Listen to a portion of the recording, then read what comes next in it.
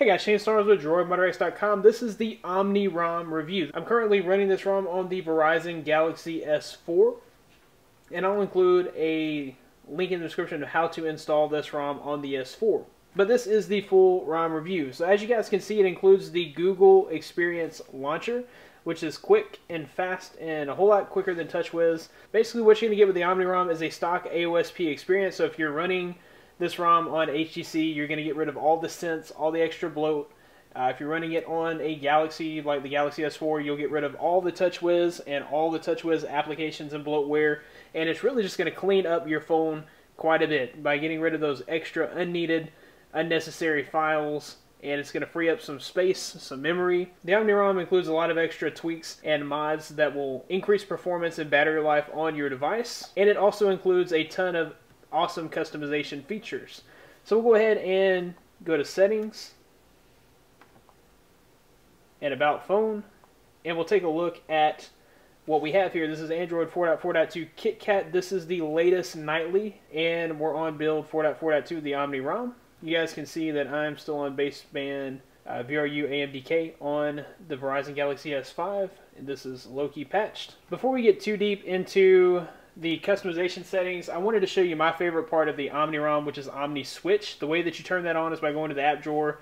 You'll open up Omni Switch and turn that on. There are some settings here. You can choose to have it start on boot. So every time you reboot the phone, it'll automatically start. You won't have to come in here and turn it on. You can choose to animate it, or you can take animations away. You can change the icon size. You can change the icon pack. You can change the opacity. So you can change the transparency. The higher the percentage, the darker it is. The lower the percentage, the clearer it is. Choose to dim the background, and you can choose the horizontal gravity. I have it in the center. You can choose it either to center or drag handle side. Okay, so once you have it all set up, I'll just kind of show you what it is. This is basically Omni ROM's attempt at multitasking, and it is really awesome. It works really well. So basically, once you open it, it gives you all your recent applications. You can either go to your application like that, or you can open up your app drawer and go to an application from there. You can go home. You go to your settings. You can clear your recent applications. And basically it just allows you to get to any screen on your phone from any screen. So you can be in any application, and this will always be present. You can always open that up and go to any other application. No more hitting the recents button, scrolling through a menu, and choosing the screen that you'd like to go to. You're able to access everything from Omni Switch. We'll go ahead and head back into the settings and take a look at some of the customization settings. If you go to the interface settings here, there's several options here. We go to bars. This would be for your status bar. You have brightness control. If you turn auto brightness off, so if we go into our settings, make sure that auto brightness is turned off. So if this is checked, you'll be able to slide the status bar to change the brightness.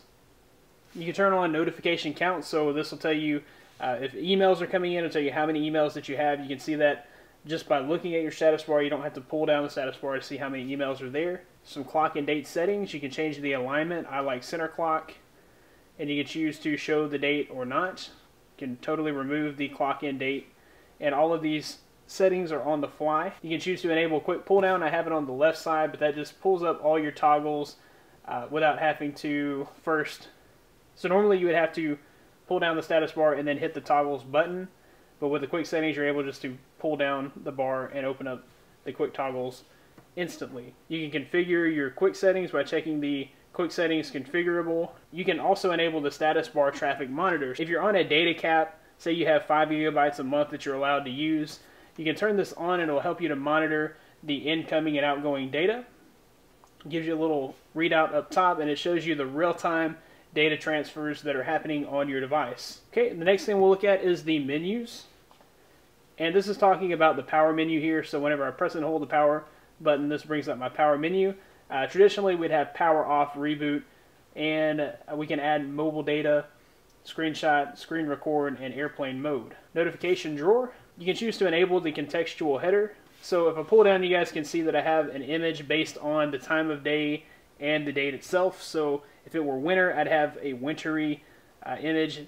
It's summer, so you get kind of a summery image. You can enable the quick swipe, which allows you to swipe quickly between notifications and quick toggles. Okay, and if you hit the more button here, you have some more options here. The clear all button, if we open up the recents by long pressing the home button, we can hit the clear all button. That'll clear all of our recent applications. It'll do the same in Omni Switch, so you see I have no recent apps. You can choose the clear all button position, okay, and then we have some performance options. So you're able to decrease the maximum speed of the CPU. You can increase the minimum speed of the CPU, and you can set governors. Some of these governors and IO schedulers will help you to save battery life. Right now it's on interactive, which is kind of the best setting for this ROM because it picks and chooses the speed of the CPU depending on what applications you're running. So if you're not running applications at all, it'll keep you at a low core speed. You can see here I'm at 384 megahertz on one core. If I'm running an intensive application, it will increase my core speed and open up other cores that can be used. Okay, a few other things that are included here are the Torch and the DSP Manager, and also the Apollo application and a stock camera application as well. So far, this ROM has performed incredibly well, much better than TouchWiz. Battery life has been amazing, and I've not noticed any bugs at all. The camera is working, video camera is working, Bluetooth is working, Wi-Fi is working. Everything seems to be working just fine on this ROM. That about wraps it up for the Omni ROM review. If you like this video, be sure to give it a big thumbs up. Subscribe to this channel for more coverage like this in the near future. You can find more of me at droidmotorx.com. We'll have the latest in Android and tech news. Be sure to share this video. It helps me more than you know. Thanks, guys, for watching. Be blessed. I'll see you in the next one.